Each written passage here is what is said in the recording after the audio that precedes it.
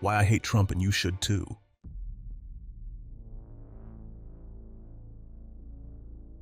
First off, when he stated that he would run to be the presidential nominee on June 15, 2015, he turned his back on the Democratic Party, a party that he has supported his entire life. Donating and supporting countless Democratic candidates, such as Hillary Clinton, Bill Clinton, Charlie Rangel, Anthony Weiner, John Kerry, Chuck Schumer, Barack Obama, and even Joe Biden. Yes, even Uncle Joe got his 10%.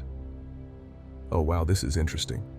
Donald Trump even contributed to Kamala Harris's campaign that succeeded in making her the Attorney General of California.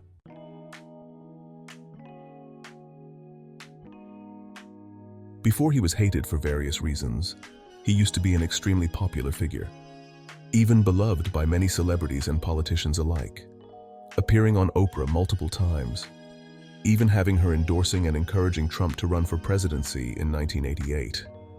Hillary Clinton even stated that the United States would be lucky to have him as a candidate, appearing in multiple movies, TV shows, and even rap and rock music videos long before Elon Musk learned how to shake it. Everyone remembers him giving Macaulay Culkin directions to the front lobby in Home Alone 2 Lost in New York, or ogling over Derek Zoolander being the face of fashion in Zoolander, even being in The Little Rascals' 2 Weeks' Notice, Ghosts Can't Do It, and Across the Sea of Time, then rocking out in Bobby Brown's On Our Own from Ghostbusters 2, Aerosmith's Love in an Elevator, Paul McCartney's My Valentine, Bon Jovi's I'll Sleep When I'm Dead, and the Wallflowers model in the house. Then being the symbol of extravagance and opulence in many rap songs and music videos, being the center of attention in multiple Mac Miller songs, Ray Shremmerd, Jeezy, Kanye West, and even Lil Wayne. Then finally solidifying his career as a celebrity, hosting the hit series that seared his hair into everyone's brain, The Apprentice, followed by his signature catchphrase, "You're fired." Not a single millennial can say that line without adding his accent and finger point.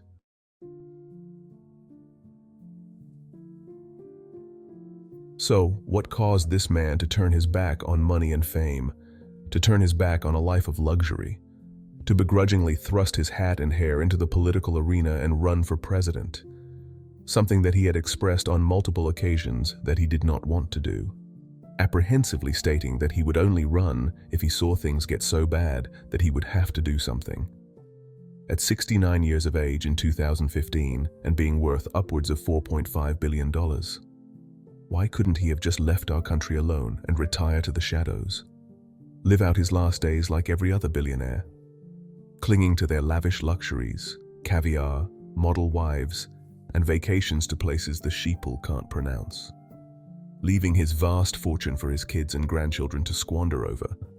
Why did his savior complex have to kick in?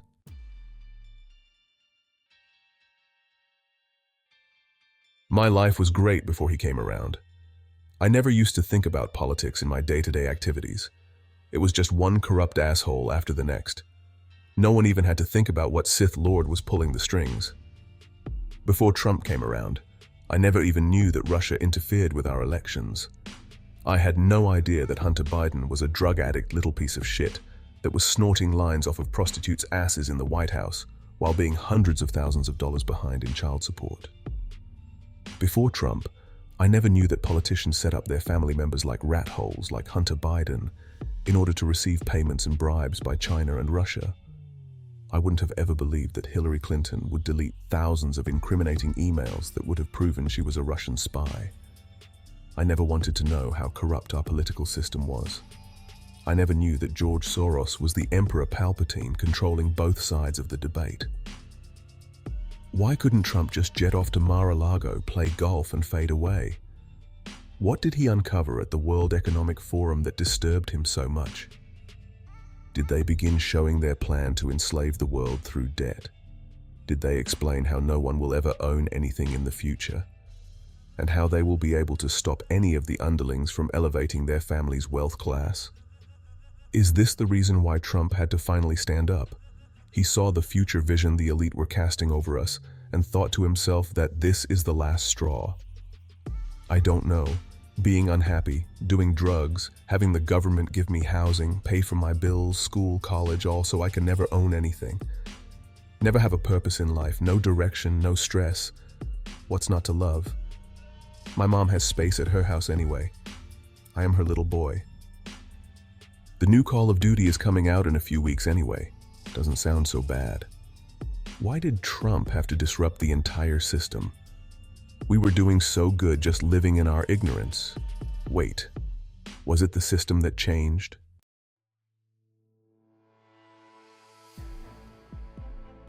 Haven't Democrats always championed justice? They're the party that champions equal rights, minorities, and defending the little guy, don't they? CNN says, wait, CNN never says positive things about the Democrats in office. They only ever talk about Trump. Is there anything positive the Democrats champion? Okay, well, the first thing the Democratic Party championed was the disenfranchised small business slave owners of the South. Well, that's nice. Black people didn't matter then because they were property, not people. So for the Democrats to care about them and champion their owners, that really shows that they care about the little guy. They even fought in Congress to count each black person as 3/5 of a vote. They do really care. The Democrats were so fervent in their beliefs of protecting the small business slave owners that they even seceded from the United States in 1860 and went to war against that slave-loving Republican Abraham Lincoln. Even after the Democrats lost the war, they cared so much about the small business slave owner that they created a group called the Ku Klux Klan in 1865. Falling from the heavens, their grand wizard and their little ghosts terrorized the assets the business owners lost due to freedom. The Democrats continued to kill and slaughter hundreds and thousands of blacks while being able to keep a strong grip on the politics in the South. Of course, all of this hard work, enslaving thousands of people and finally setting them free, would have never been able to prosper in the first place without the Democratic Party championing the eradication of those savage Native Americans. Trail of Tears. Psst. They were lucky that the Republicans kept pleading for them and striking bargains in order to even set up their little specks of dust, advocating for them to be moved to reservations and have a peaceful integration of them in our society. Andrew Jackson and the rest of the Democrats just wanted to be done with them for good. It is so much easier to just kill everyone. That is how conquering used to be done anyway. You take over a land, you either kill the people there or you enslave them. That is how we have been conquering new lands since the beginning of time. But now, the fucking Republicans had to care about life. It would have been so much more profitable to just kill all of them. The propaganda alone was selling all of the bonds we could print. It was the Constitution that was just getting in our way. See, the Democratic Party has always done wonderful things, wonderfully horrible things. Have they ever had morals? Well, let's give them the benefit of the doubt. People change, right? So they eradicated the Native Americans. They championed the disenfranchised small business slave owners, founded the KKK, and maintained power in the South after the Civil War ended. They must have started to do the right things after that. Wow. They allowed the South to be completely corrupted by hatred. They implemented Jim Crow laws against blacks, implemented segregation of everything, even water fountains in public sitting areas. If anyone stepped out of line, they would quickly silence them by either intimidation or just killing them, hanging them from a tree to send a message. And that treatment was not reserved for just blacks. They also killed anyone of any race who tried to get in their way or was different, including many Republicans who were advocating for blacks' rights. This is where the Democratic Party coined the term radical Republican. The Democratic Party went hand in hand with the Ku Klux Klan. They suppressed blacks' rights, didn't let them vote, and did everything they could in order to stay in power. I suppose they never actually read the Constitution. But wasn't there a major party switch, where most of the Democrats chose to join the Republican Party because segregation finally came to an end? Yeah, I heard that before. John F. Kennedy championed actual reform and called civil rights not only a moral issue, but a constitutional and legal crisis as well. He stated that in June of 1963, and put in the legislation that went into effect in 1964, called the Civil Rights Act. That was positive up until the rest of the Democratic Party decided to shoot him in the head. But JFK wasn't the only one that headed the civil rights reforms, right? Yeah, Lyndon B. Johnson spearheaded a lot of civil rights reform, being the predecessor of John F. Kennedy. He campaigned on civil rights, Medicare, Medicaid, and a war on poverty, all while attacking the character of his Republican opponent, Stop civil rights, Medicare, Medicaid, war on poverty, and attacking their opponent's character. They have been running on the same campaign strategy for over 60 years. They never cared about John F. Kennedy's reforms and progress for civil rights. The Democratic Party only realized that after assassinating JFK, they created a martyr that they could win the next presidency off of. And Lyndon B. Johnson was the man to be the face of this new party. But behind closed doors, Lyndon B. Johnson was a known racist and even stated, and I quote, "I'll have those N-words voting Democratic for 200 years. And the Democratic Party figured out that if you spearhead the legislation, you can write what it will allow and how it can destroy the blacks for good. They just have to take a slower path to obtain their main goal, such as creating the welfare program that led to the destruction of the black nuclear family and removed the father from the home. So there was no party switch or change. The Democratic Party understood that in order to survive, they had to stop doing their actions in the view of the public and do them in the shadows. Oddly enough, at this time the KKK also disappeared from the limelight and became an active shadow in America. So why isn't all of this known? How the hell is the Democratic Party still around? Why does the average person think that the Democratic Party is good when they have shown to be the epitome of evil?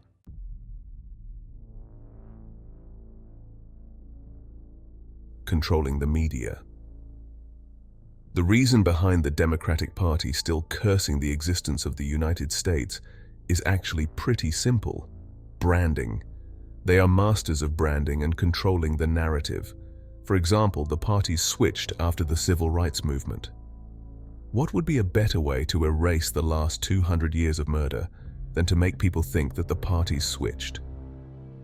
In one movement, they could erase their past and stain their political opponent's history all at the same time.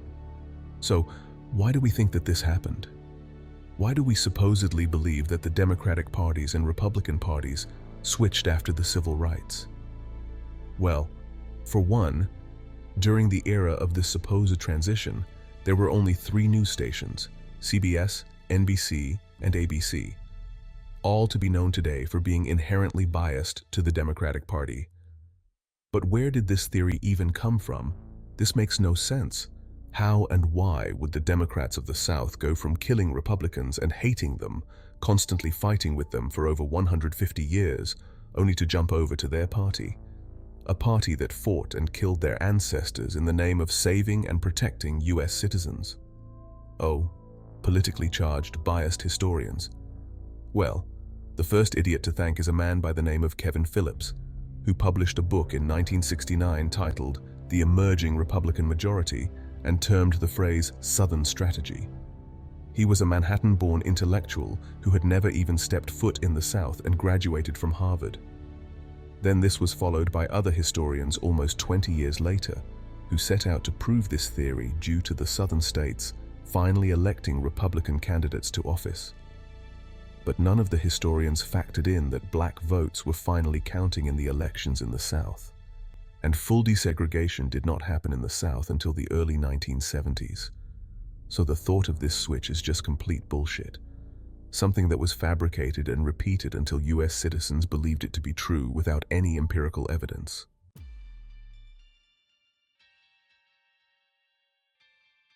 So the Democrats champion and are masters of manipulation through the use of branding, a platform that has kept them in power for over 60 years, and they are supposedly still fighting for 6 decades later. 6 decades. And behind the scenes, they have been doing the same thing that they have been doing since they slaughtered the Native Americans. Evil. Evil that is motivated by power and money. That is what lies behind the illusion that the Democratic Party portrays to fool the American citizens.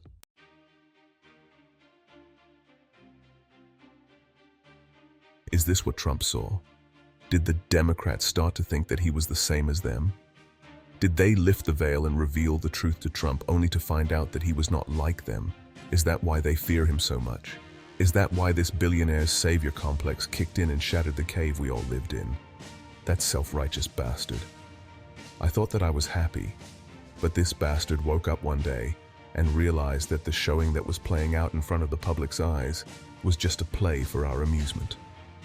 A dramatization that was put on to fool the masses. He broke free from his shackles, and instead of enjoying the sunlight, he used his billions and sacrificed his life and fortune to destroy the cave that has been built around America by this evil. Trump saw that he was the only one that had the fortitude, the power, the money, and the influence to save America from the history that he has been witnessing played out for the last 40 years.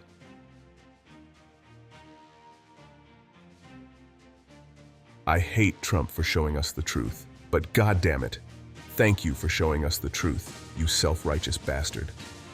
I hope America survives another 248 years, so they can look back and hold your name up and your presidency up as the greatest point in American history, where good prevailed over evil. Thank you, President Donald Trump. Remember to like and subscribe for more video content. Sapiens Quae Vigilat.